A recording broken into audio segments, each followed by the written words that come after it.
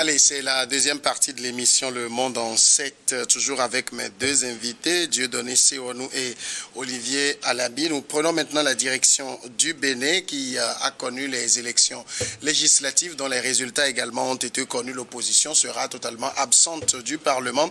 Alors, même si l'opposition a obtenu 16,16% des suffrages, elle n'a pas réussi à atteindre le seuil de 20% des voix pour chacune des 24 circonscriptions, condition indispensable pour entrer au Parlement. Et donc, un mois après une tentative de coup d'État ratée au Bénin, le bloc républicain du président Patrice Talon a réalisé cette raz-de-marée lors des élections législatives en remportant l'ensemble des 109 sièges du Parlement. Dieudonné Seonou, ça se passe au Bénin. Oui, ça se passe au Bénin, 109, sur 109. Ailleurs, on raclait 108 sur 113. Ça criait. Mais on ne savait pas qu'il y en a il y en a mieux que cela. Bon, de toutes les façons, c'est ce qu'on observe au Bénin à l'issue de la législative du 11 janvier dernier. L'opposition n'ayant pas atteint le seuil requis de 20% des suffrages et donc ne peut pas franchir la porte de l'hémicycle. L'Assemblée nationale est monocolore. Ça pose un sujet à réfléchir. L'Assemblée nationale aujourd'hui n'aura pas de véritable débat contradictoire, d'autant puisque on aura plus à regarder dans les mêmes sens. On aura plus à regarder dans la même vision des choses. C'est aussi très difficile de savoir concrètement ce qui pourra amener aujourd'hui l'opposition béninoise à refaire la peau. Parce qu'on est parti pour 7 ans. Oui. Et l'opposition, aujourd'hui, mis de côté des législatives, et l'enjeu qui est devant, c'est bien les présidentielles d'avril prochain. Il sera difficile à l'opposition d'avoir ou alors de réunir le parrainage nécessaire pour aller faire face aux défunts de Patrice Talon. Alors, qu'est-ce qui a amené à tout ceci? C'est vrai. La loi électorale aussi a déjà mis en place un cadre très rigide. L'idée derrière, et moi j'appelle ça une innovation peut-être talonienne, c'est de voir les formations politiques s'ancrer sur l'ensemble du pays. Tu ne peux pas, peut-être, en tout cas je suis en train de lire l'esprit de la loi électorale béninoise, on ne peut pas gagner une élection ou aujourd'hui se faire élire à suffrage important parce qu'on a un fief dans une ville, dans un quartier, ou alors dans un coin du pays. Il faut que sur l'ensemble du territoire, c'est ce qui est demandé. Malheureusement, aux formations politiques, il faut que sur l'ensemble du territoire, que vous ayez une implantation ou alors un ancrage politique un peu partout. Cela voudrait dire, vous n'êtes pas une formation politique clanique, vous n'êtes pas une formation politique émanant. Je me ferai taper bien évidemment sur les doigts, peut-être pour ceux qui iraient à l'opposé de ce que je suis en train de dire, mais dans la lecture de la loi électorale aujourd'hui au Bénin, voilà ce que cela voudrait dire parlant du seuil du 20%. L'opposition béninoise est arrivée quand même à décrocher 16%, ce n'est pas rien. Ça voudrait dire qu'il y a quand même des gens qui supportent la politique opposante au Bénin. Sauf que l'ensemble du pays n'est pas porté par la classe de l'opposition béninoise. Qu'est-ce qui a amené à cela? Moi, je le disais dans un débat qu'il y a eu tant de fragilité, tant au sein même de l'opposition béninoise, mais aussi de l'extérieur, cette loi qui véritablement a mis un peu de gants aux mains de l'opposition béninoise. Lorsqu'on parle de l'opposition béninoise aujourd'hui, on voit en face qui? Les démocrates, qui à la veille même de ces élections ont connu certains soubresauts et le résultat aujourd'hui, voilà où on en est. Alors, qu'est-ce qui va se passer? On se pose la question. Il doit y avoir une société civile aujourd'hui forte au Bénin pour pouvoir faire le contrepoids des décisions du pouvoir. Il doit y avoir aujourd'hui une action institutionnelle assez forte au Bénin pour pouvoir équilibrer les débats, équilibrer les actions. Et je veux bien croire, Patrice Talon aujourd'hui a le privilège de jouir des résultats de ses actions Et cela, d'ailleurs, c'est ce que les Béninois ont plébiscité à certains endroits du pays. Patrice Talon a posé des actions aujourd'hui, qu'on puisse le dire, oui, chaque politique a ses failles. Mais les actions posées par Patrice Talon aujourd'hui lui ont donné le quota qu'il faut aujourd'hui. Mais aller jusqu'à racler tout le siège à l'Assemblée nationale, c'est là où se pose la grande question. Mais quel consensus trouver dans la suite des choses? Nous attendons le Bénin voir comment cela va être organisé. C'est vrai qu'il y a des innovations, des réformes qui sont aujourd'hui en place. Le Bénin n'avait pas le Sénat avant. Mais le Sénat est en place aujourd'hui. Quoi qu'on le décrit, le Sénat est là et existera. On attend de voir si l'opposition absente à l'hémicycle va beaucoup plus se retrouver au niveau du Sénat, à travers les nominations présidentielles. Ce sont là des questions qu'on se pose, mais ce qui est évident de reconnaître aujourd'hui, l'opposition béninoise a du chemin devant lui et c'est le moment peut-être de se relancer, de se refaire, de se reposer des réelles questions pour véritablement se reprendre et revenir. Je ne dirais pas après 7 ans. Olivier Alabi, que se passe-t-il au Bénin? Il ne se passe pas autre chose que ce que vous avez vu, ce que vous avez entendu. Ce qui se passe au Bénin, c'est que ça sort de l'entendement. Moi, a priori, je n'ai pas de jugement à faire. J'observe juste que le président Talon est arrivé au pouvoir en 2016. Et depuis 2016 jusqu'en 2026, où il doit partir, on a organisé, je crois, peut-être 4 ou 5 élections. 2 élections présidentielles. Le deuxième sera organisé en avril. On a organisé 3 élections législatives, une élection communale. Et quand vous prenez toutes les élections qui ont été organisées sous le président Patrice Talon, le taux de, moi, c'est ce qui me frappe, c'est que je veux partir de là. Le taux de participation a chuté drastiquement. Oui. Actuellement, pour la dernière, pour les dernières législatives, on est à 37%. J'en viens. Quand vous faites des réformes, je suis d'accord qu'on fasse des réformes. Je ne dis pas, ce n'est pas une mauvaise chose en soi de faire des réformes. Mais quand vous faites des réformes et que vous devez faire des réformes pour vous, parce que au finish, quand vous regardez de près, vous voyez que les réformes, les réformes institutionnelles que le régime Talon a fait jusqu'aujourd'hui n'ont arrangé que son camp. Les résultats sont là. Hein. Je parle des faits. Je veux rester factuel. Je veux rester factuel. Je ne veux pas porter de jugement de valeur. Je veux rester factuel.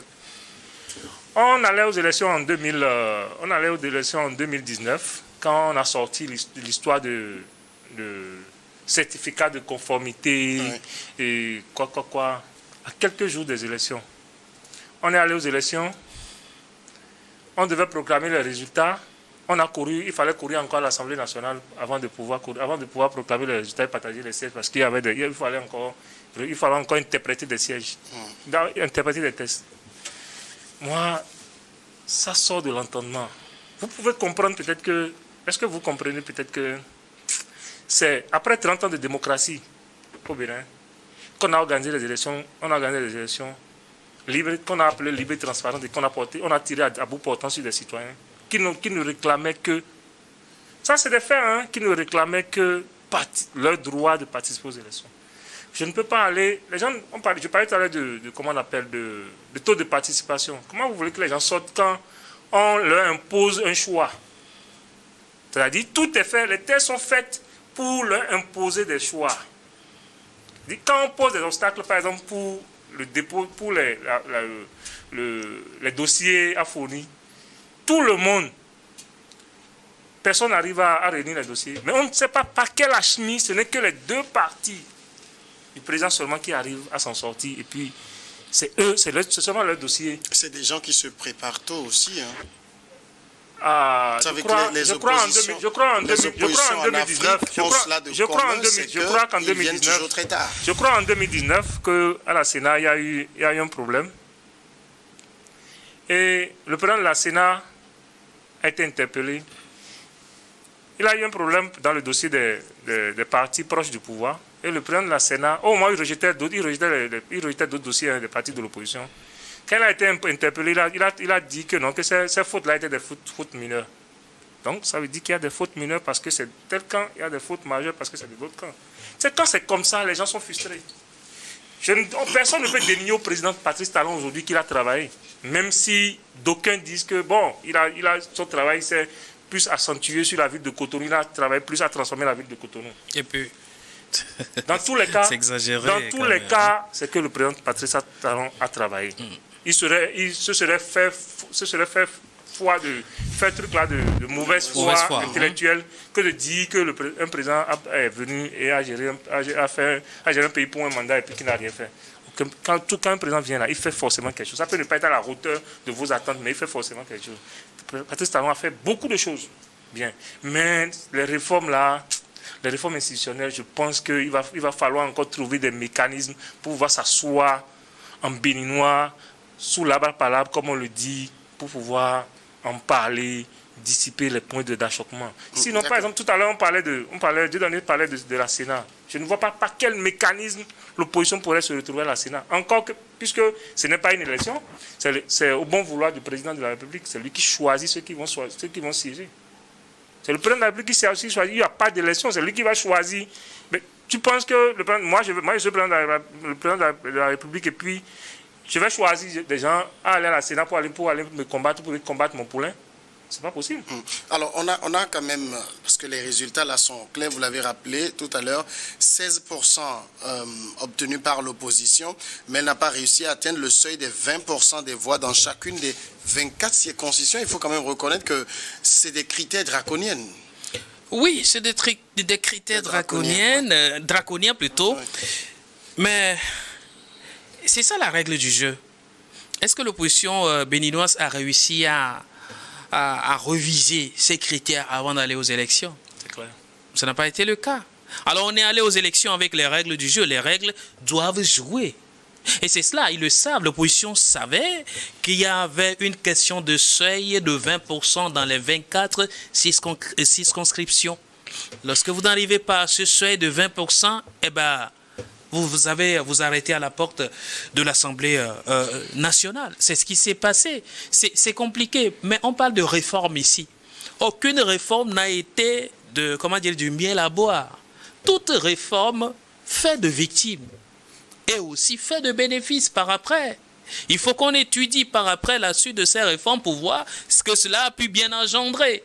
Aujourd'hui, voilà la réforme, voilà ce que cela a apporté, un coup dur sur la tête de l'opposition béninoise. Maintenant, la suite, après 7 ans, qu'est-ce que cela pourra produire? On sera là pour juger la mouvance présidentielle suite à ces réformes et suite aujourd'hui à l'acquisition de la totalité des sièges à l'Assemblée nationale. Eh bien, le pays sera gouverné dans son entièreté par le camp Talon, si vous me le permettez. C'est une raison de plus de voir, de juger encore les preuves et les résultats de la politique talonienne à la tête du pouvoir. Alors, dit que le critère est trop drastique, on dit...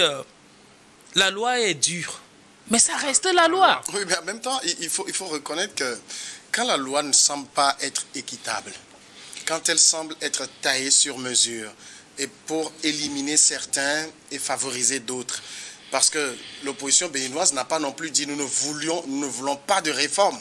Oui. Elle a relevé des couacs qui n'ont pas été pris en compte. Oui.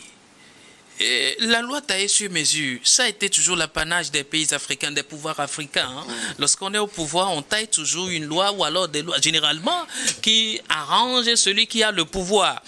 Bénin en fait moins d'ailleurs. Mais là, voir aujourd'hui qu'une loi laisse sur les carreaux, c'est, l'autre camp politique, c'est une chose. Et moi, je dis, en amont, il faudrait que l'opposition béninoise, au départ, qui s'est fracturé un tout petit peu avec les grégaires internes qui, malheureusement, n'ont pas réussi à fédérer l'énergie de l'opposition béninoise autour d'une seule et unique action pour demander la révision de cette loi avant d'aller aux élections. Tout le monde a pensé comme vous savez, la politique, ce n'est pas du populisme. Hein. Vous pourrez être populaire, mais la politique va vous asséner un coup et vous n'allez pas vous relever. C'est vrai aujourd'hui, il y a des mécontents politiques au Bénin. Est-ce pour autant que partout dans les 24 circonscriptions, des gens vont donner leur voix à l'opposition béninoise? C'est ça la question. Certes, là où il faut plutôt saisir la balle au bon, c'est bien avant d'aller aux élections. C'est vrai, la politique de la chaise vide n'est pas quelque chose à conseiller et l'opposition béninoise aussi l'a comprise et ne voulait pas opter pour cette politique de la chaise vide. Elle y est allée. Mais les résultats sont clairs, les critères sont clairs. Vous n'avez pas obtenu les 20%. Vous restez. Il y a entre-temps, il y avait cette histoire d'accord politique pour pouvoir céder peut-être c'est un siège à l'opposition. Et la réponse était non. C'était pas évident. Et moi, je comprends les démocrates pour avoir tenu cette position parce que plus tard, ce serait servi comme un outil de chantage. Oui. Ils n'auront pas la voix nécessaire. La force et la ténacité à avoir, c'est de faire en sorte d'avoir un ancrage national, parcourir ou alors avoir une assise dans toutes les 24 circonscriptions électorales au Bénin. Mais au-delà, c'est de réussir à faire reviser cette loi avant d'aller aux élections. Si cela n'est pas fait, cela veut dire que l'opposition comptait quand même sur quelque chose. Et malheureusement, ça n'a pas joué véritablement en sa faveur. Maintenant, quel avenir pour l'opposition béninoise? C'est parti pour au moins 7 ans. Parce que juste après les élections présidentielles, il y aura une trêve. Oui. D'après les nouveaux tests, oui. Il y aura une trêve. Donc, ça veut dire que juste après les élections présidentielles, plus personne ne parle politique au Bénin. Il va falloir peut-être attendre 7 ans après avant encore de parler de choses politiques. Moi, je pense que l'opposition béninoise n'aura qu'à s'en prendre à lui-même. Parce que comme Dieudonné l'a dit, il savait qu'il y avait un problème de 20%. Mais ils ont compté sur le fait que ils avaient un parti du peuple et qu'ils pouvaient réunir les 20%. Aujourd'hui, au soir des élections, on se rend compte qu'ils n'ont pas pu réunir les 20% dans tous les 24 circonscriptions électorales. Du coup, ils ne pourront pas siéger, même avec les 16 et quelques pourcents.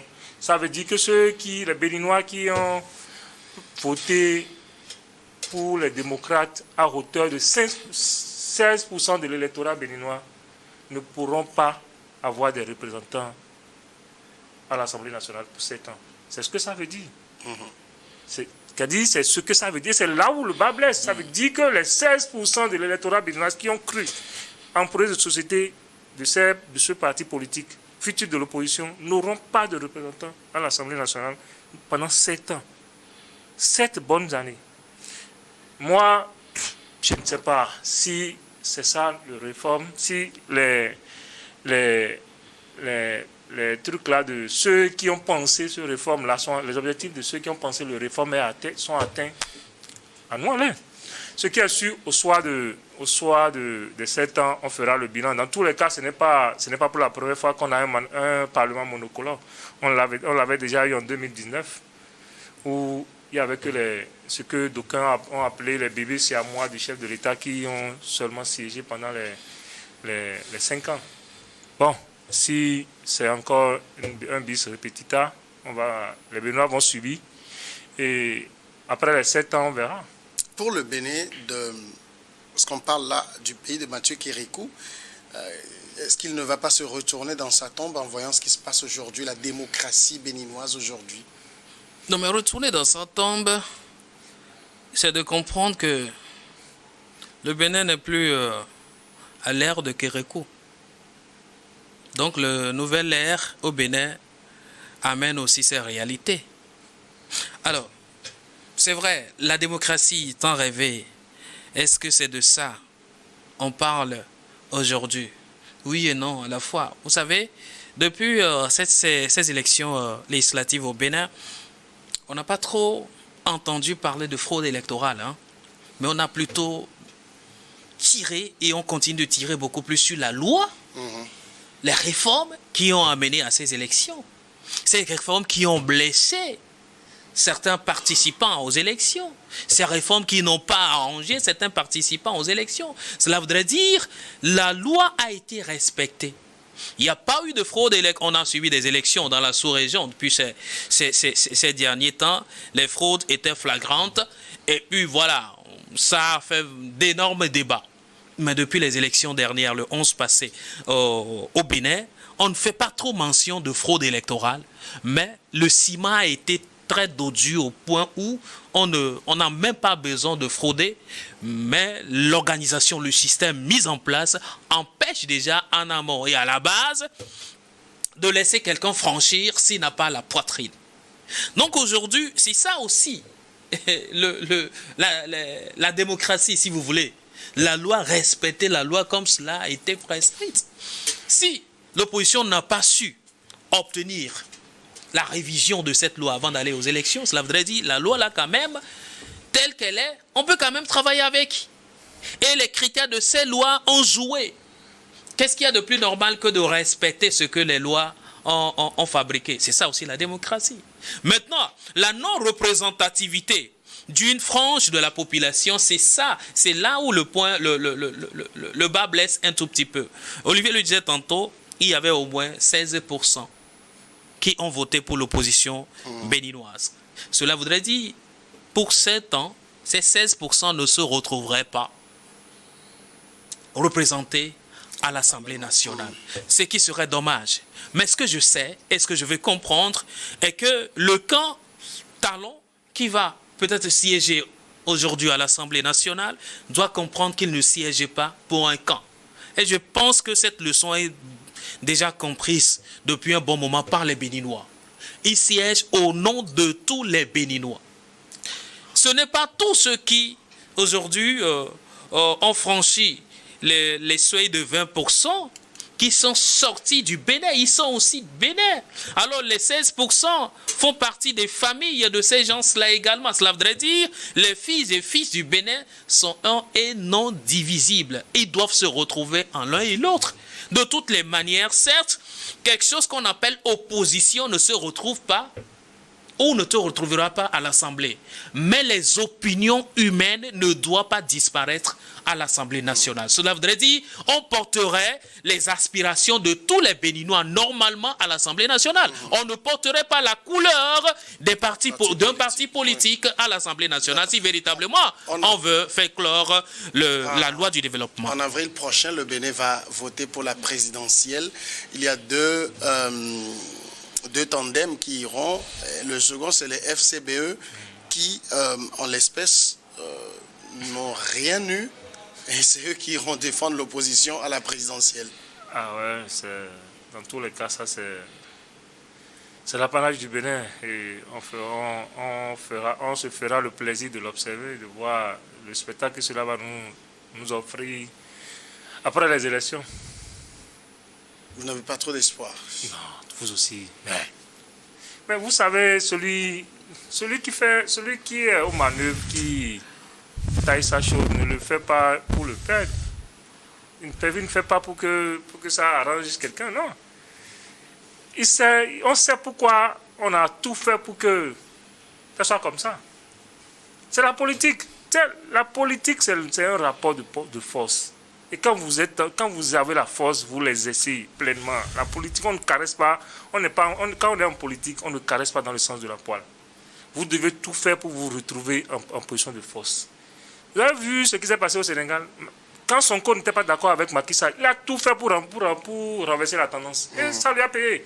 Quand vous n'arrivez pas à le faire, c'est comme après les élections, quelques jours avant les élections, les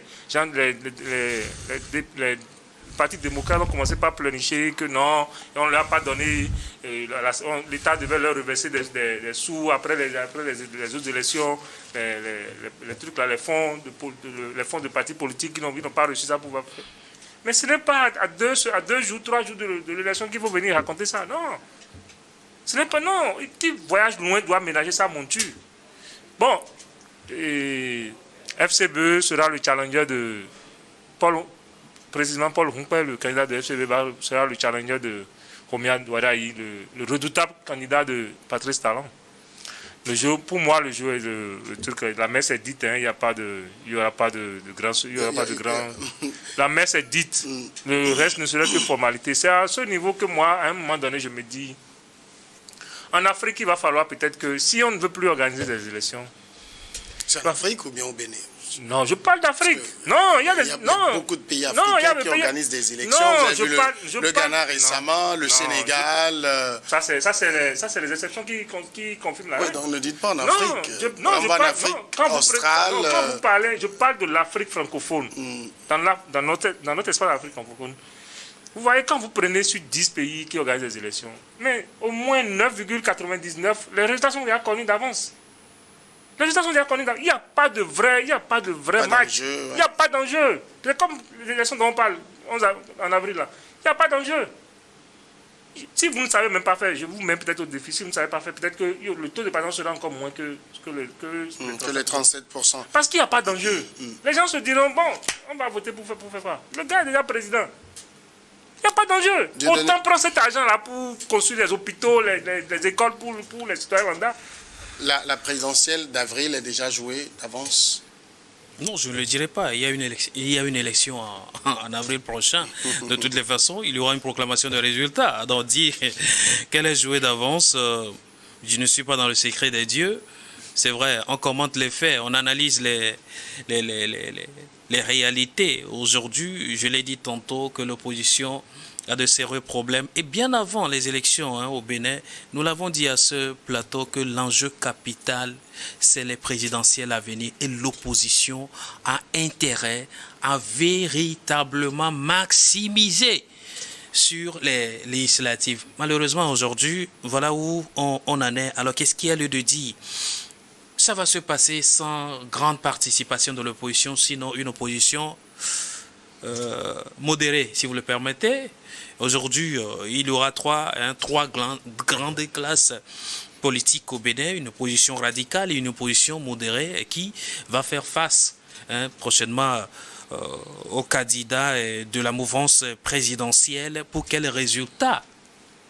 Il faut quand même dire, on n'ira pas à une élection au candidat unique. Il y a quand même d'autres candidats qui sont dans la course présidentielle. C'est en cela on parle d'élection. Donc, jouer d'avance, c'est les résultats qui les diront. Qui sait si la tendance pourrait être renversée? Il va y avoir des alliances pas possibles à ce que l'opposition, les démocrates, se fourvoient entre les pots des leaders d'opinion pour accompagner ceux qui aujourd'hui ont le droit de participer aux élections. Il n'y a que les FCBE, il n'y a pas d'autres. C'est d'eux je parle. Si l'opposition béninoise décide aujourd'hui d'accompagner. Pour les législatives, vous voyez, ils sont quasiment inexistants. C'est là le problème de parrainage. Et tout ce qui va se jouer. Donc, il y aura élection. D'accord. On aura un président. Alors, permettez qu'on vienne rapidement vers le dernier sujet. On va parler du Togo et évoquer l'extradition de Paul-Henri Sandaogo Damiba, renversé en 2022 et accusé d'être le cerveau de plusieurs tentatives de coup d'État dans son pays natal. Le lieutenant-colonel Paul-Henri Sandaogo Damiba a été extradé vers son pays, le Burkina Faso. Il a été rapidement jugé à Lomé pour tentative de déstabilisation avant d'être conduit à l'aéroport pour être envoyé vers le Burkina. Ça a posé, Dieudonné, sur nous beaucoup de questions parce que beaucoup ont évoqué le fait que, vous savez, tout récemment, le Burkina Faso a rétabli la peine de mort. Et en principe, on n'extrade pas vers un pays qui applique la peine de mort. Mais quand on a lu après le communiqué des autorités togolaises, il y aurait eu des garanties qui ont été données pour le respect de ces droits et toutes ces choses. Finalement, c'est que Paul-Henri Sandaogo Damiba était devenu un colis trop encombrant. Colis trop encombrant, je ne le dirai pas assez parce que ce n'est pas la première fois que ces soupçons sont formulés. Et ce n'est pas la première fois que ces critiques sont formulées à l'égard du monsieur qui réside à Lomé depuis les derniers mouvements au Burkina Faso en 2022. Donc, il est toujours au Togo. Le Togo étant une terre d'accueil, terre d'hospitalité, offre encore l'opportunité à Damiba de rester avec sa famille ici. Sauf que les derniers événements nous prouvent qu'il a quelque chose à voir avec les brouilles de l'autre côté, là, à Ouagadougou.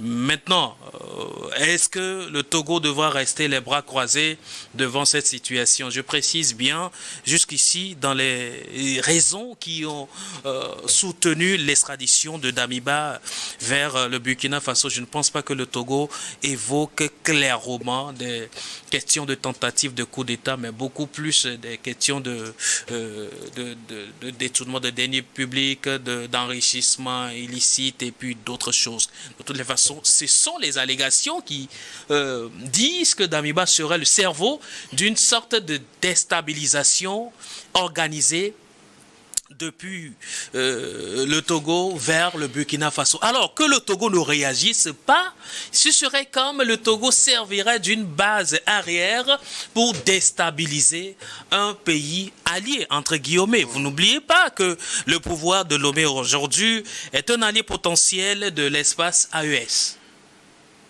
mais à la fois membre de la CEDEAO.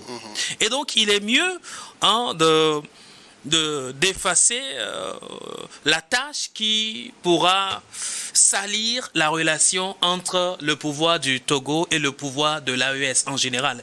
Car en vouloir déstabiliser le Burkina Faso, c'est vouloir déstabiliser le Mali, c'est vouloir déstabiliser le Niger. Et donc, c'est l'espace AES qui aura de problèmes. Et donc, l'image du Togo à l'égard de ses amis de l'AES forcément aura un sérieux souci. Et donc, il est question pour le Togo aujourd'hui de sauvegarder ou alors de sauver son image face à cette situation. C'est vrai, d'après les autorités togolaises, le Burkina Faso aurait donné des garanties du respect de droits de justice ou alors du respect des droits humains à l'égard de Damiba en l'extradant, en le laissant au Burkina Faso. Maintenant, la réalité sur le terrain nous en dira au mieux. De toutes les façons, ce sont les garanties diplomatiques et claires qui ont été formulées à l'égard du Togo. Maintenant, la suite, on ne saura le dire concrètement. C'est la première fois, je crois, c'est l'une des rares fois que le Togo livre un colis aussi encombrant qu'on pourrait identifier par Damiba. Et je le rappelle encore que ces soupçons de déstabilisation ne datent pas d'aujourd'hui. C'est la énième fois. Cela voudrait dire que le Togo a pris le temps de faire ses analyses, entre guillemets, de faire ses recoupements, ses recherches, ses vérifications. Et si aujourd'hui le Togo décide de livrer le monsieur, ça voudrait dire qu'il y a des faits qui sont avérés et il n'est pas question de continuer par couvrir un tel colis, un tel élément qui, entre guillemets, se montrerait dangereux pour un ami. Vous ne pourriez pas protéger un élément dangereux qui lutte contre votre ami. Ce serait aller contre vos propres principes. Mais laissez-moi vous dire que la pression sur le Togo, quand je dis le Togo, le pouvoir togolais est devenu aussi intense aujourd'hui avec les activistes qui mènent des débats un peu partout pour identifier le Togo comme étant complice de la déstabilisation de Burkina Faso. Il n'a pas le choix que de livrer le colis. Justement, est-ce que, c'est ça aussi, est-ce que le Togo a cédé à une pression populaire ou c'est parce que Lomé a eu des informations, je veux dire, crédibles que le monsieur est dans des entreprises de déstabilisation de son pays d'origine? Non, mais le Togo, c'est quand même un État assez sérieux pour ne pas se laisser aller dans ces histoires de pression de rue. Vous savez, c'est comme Dieudonné le rappelait tout à l'heure, c'est pas pour la première fois que le pouvoir du Burkina soupçonne ou dénonce l'implication de Damiba dans ce genre de manœuvres de déstabilisation. C'est plus de 3 ou 4 fois. Et si depuis le Togo ne réagissait pas, c'est peut-être parce qu'ils n'avaient pas d'éléments probants. Mais cette fois-ci, je pense que tout le monde a eu quand même le truc là de constater. On a vu les témoignages. Moi, personne ne peut accepter aller à la télé dire que oui, j'ai pris de l'argent chez telle personne pour aller déstabiliser, je suis allé à tel endroit, j'ai pris de l'argent. Si ce n'est pas avéré, c'est une tâche dure que tu laisses sur ta famille. Donc, si ce n'était pas vrai, les gars n'allaient pas le dire. Donc, quand on arrive à ce stade de preuve, mais vous ne pouvez pas, le Togo ne pouvait pas se permettre de mettre toute l'AES sous le dos. Vous savez ce que représente le port de Lomé pour les États de l'AES. Oui, c'est ce qui fait dire à certains que ce sont les intérêts économiques qui ont primé sur le respect des droits humains. Je ne pense pas, parce que c'est pour ça que je rappelais aussi autant que Dieu donnait que ce n'est pas pour la première fois. Si le Togo devait céder à cause de ça, il aurait cédé il y a longtemps. Ce n'est pas maintenant. C'est parce qu'aujourd'hui, forcément, c'est parce que les éléments de preuve sont tellement probants et qu'ils ne pouvaient plus... que le Togo ne pouvait plus se permettre de le garder sur son territoire. Parce que c'est clair que avant que Damiba ne soit accepté sur le territoire togolais, il y a des interdits. Tu ne peux pas être sur un territoire, un exilé ou bien un réfugié, et continuer par constituer une menace pour ton pays d'origine. Ce n'est pas possible. Ce n'est pas possible. Bon, qui a eu... Et puis, vous avez vu, par exemple, les trucs là des activistes sur les réseaux sociaux, oui, que le Togo serait complice de la déstabilisation du Burkina. Mais quand vous entendez cela et que vous n'en êtes pour rien, vous êtes obligé de livrer le monsieur à la justice de son pays. Vous n'avez pas le choix. Ça s'impose à vous.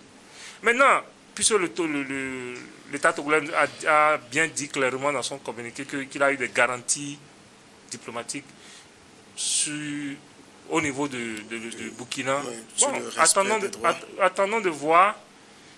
Ce qui est sûr, je ne pense pas que les autorités burkinabées aussi voudront atteindre à l'intégrité physique ou bien au droit de Damiba, parce qu'il y a d'autres, c'est pas Damiba qui serait le premier, il y a les Djendjéré qui sont là depuis. On n'a jamais rien fait. Ils sont de piger leur peine normalement. Donc, si les preuves sont avérées et puis il est coupable, il sera jugé et puis il va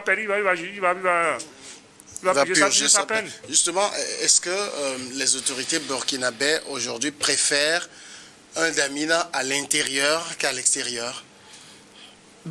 Mieux vaut avoir son ennemi plus proche de soi, comme on le dit souvent.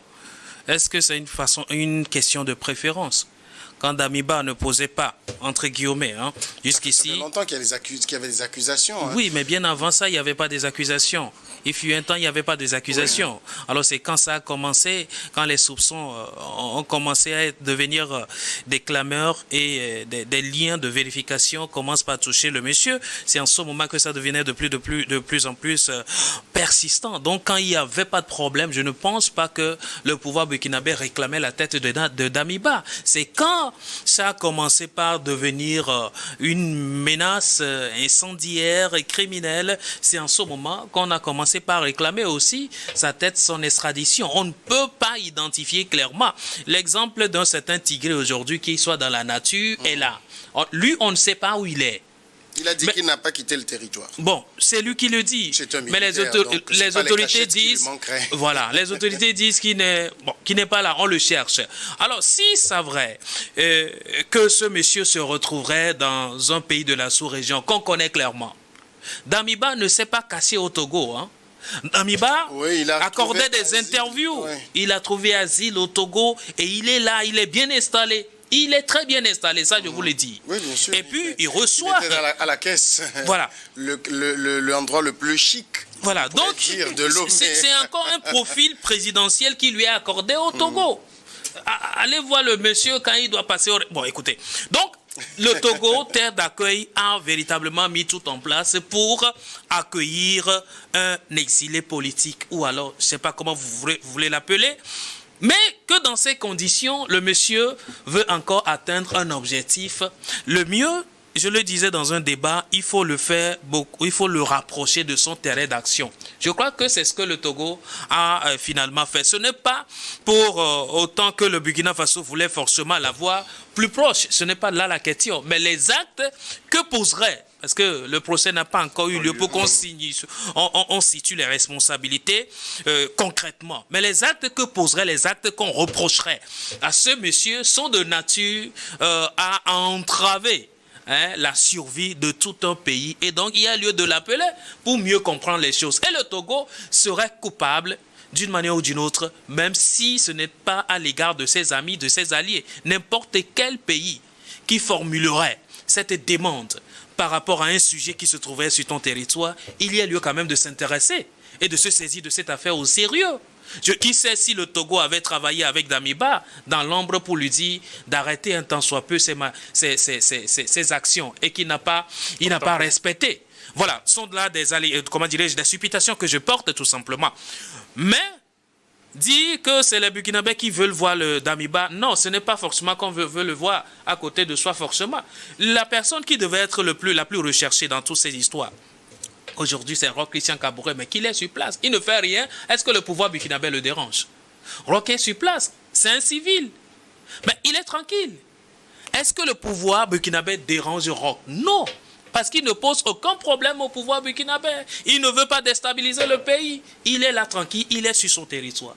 Mais lui, il est en train de...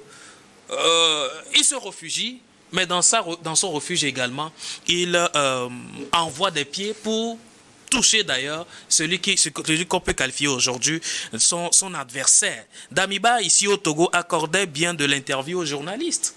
Cela voudrait dire que ce n'est pas quelqu'un qui vivait dans la cachette. Il a bien dit dans l'une de ses interviews avec Alain Foucault, je retournerai au Burkina Faso. Il y est maintenant. Il y est maintenant. Olivier, et donc, quoi de plus normal? On peut dire que c'est un ancien président qui est revenu maintenant, qui est aux mains de la justice. Oui, c'est clair, c'est un ancien président qui est revenu à la main de la justice parce qu'il a cassé la justice, il a des choses à lui reprocher. Qui doit être traité comme tel. Bon, ça dépend. Oui, c'est clair. On dit qu'il doit être traité comme tel. Puisque c'est un ancien président, il doit être traité comme tel. Il doit être traité comme tel. C'est un ancien président, il doit être traité comme tel. C'est comme Dieudonné le décrivait tout à l'heure. Vous avez vu là où il a été logé. Ce n'est pas n'importe qui qu'on loge à la caisse. Donc c'est à cause de ce statut-là qu'on a logé à la caisse. Et puis Dieu sait dans quelles conditions il vivait à la caisse. Il ne vivait pas comme n'importe quel citoyen, comme un citoyen lambda togolais. Donc il sera traité comme tel, mais forcément qu'il sera gardé dans les liens de la justice pour des raisons d'enquête. Il l'aurait cherché. En tout cas, depuis les derniers mois, un certain nombre d'accusations de déstabilisation pointaient directement à Damiba. Damiba, oui. C'est pour ça que je pose la question. On tient finalement l'objet encombrant, c'est fini. Bon. Ce n'est pas un défi. C'était pas un défi. C'est pas un défi. C'était pas un défi. C'était pas un objet encombrant. Il n'encombrait personne. Jusqu'à ce que... Non, ça dit de loin, parce qu'il y a eu plusieurs fois. Le Burkina avait fait état de tentative de déstabilisation. On a entendu le nom de Damiba revenir. Oui. Maintenant, on l'a. Ça veut dire l'homme qui pilotait en sourdine les tentatives de déstabilisation est maintenant tenu, c'est fini. C'est clair, ce qui est sûr, il ne pourrait plus, à moins qu'il ait d'autres ramifications, sinon, s'il est déjà maîtrisé, il ne peut plus rien tenter. Si tant est que c'est lui qui était derrière. Oui, justement, c'est le sens de ma question. Ça veut dire, on tient l'ennemi public numéro 1, c'est ça? Non. La question n'est pas dans ce sens. Vous savez, le Burkina Faso aujourd'hui est dans un parcours de réforme, et de révolution, j'allais dire. Et chaque révolution est combattue. Peu importe d'où vient le combat. De toutes les façons, quoi qu'on dise, qu'on arrête Damiba aujourd'hui ou non, il y a toujours un combat qui vise la réforme au Burkina Faso. Voilà pourquoi encore des sons de tentative on de déstabilisation. peut encore entendre cela. N'oubliez pas ceux qui sont dans l'ombre, qui tirent sur la nouvelle façon de gérer aujourd'hui le Burkina Faso. Et ils ne sont pas proches d'ici. Ils sont éparpillés partout. Ce que le pouvoir burkinabé ne veut plus voir aujourd'hui, le Burkina Faso qui veut prendre sa destinée en main, et nous voyons ce que cela produit déjà sur le sol burkinabé, le Burkina Faso d'hier aujourd'hui. Il y a une grande différence parce que tout se contrôle au mieux maintenant. Alors ceux qui ne sont pas d'accord de cette révolution, ils sont toujours là dans la nature. Il n'y a pas que Damiba. Oui, on a réussi à mettre la main sur un cerveau. Ce n'est pas le cerveau. Damiba n'est pas le cerveau. Il peut y avoir encore d'autres qui soient dans l'ombre, qui tireraient sur les ficelles pour faire entorse à la gestion actuelle ou à la politique actuelle du Burkina Faso. D'où je crois que le pouvoir burkinabé le sait mieux que moi, qu'il n'y ait pas question de dormir sur ses lauriers. Justement, il faut être toujours à la veille et aux aguets. Le capitaine Ibrahim Traoré le disait, il disait je veux dire, si je paraphrase, que quel que soit là où ils sont réfugiés, ils seront traqués. Oui. C'est-à-dire qu'ils sont conscients que beaucoup leur en veulent. Oui, ils en sont conscients. Ils en sont conscients. Ne pas le savoir, ne pas en tenir compte dans sa gestion de tous les jours, ce serait faire preuve de naïveté. Ils sont conscients que ce n'est pas naïf. Damiba ne serait qu'un épiphénomène. Il y en a peut-être plus coriaces. Oui, c'est clair. Il y a des gens qui en veulent, qui ne veulent pas voir cette manière de faire au Burkina. Et tant qu'ils n'ont pas la tête de celui qui est là, ils ne seront pas tranquilles. Donc, quitte à Damiba et à son équipe de veiller au grain. Affaire à suivre. Olivier Alabi, merci d'être passé dans cette émission. C'est moi qui vous remercie pour l'invitation. Dieu donné sur nous. Merci. C'est moi qui vous remercie. Merci à nos chers téléspectateurs. Chers téléspectatrices et internautes qui suivent nos interventions, que ce soit dans l'autre regard croisé ici, merci pour vos réanalyses. Et merci à tous d'avoir suivi Le Monde en 7. Je vous donne rendez-vous la prochaine fois. Merci.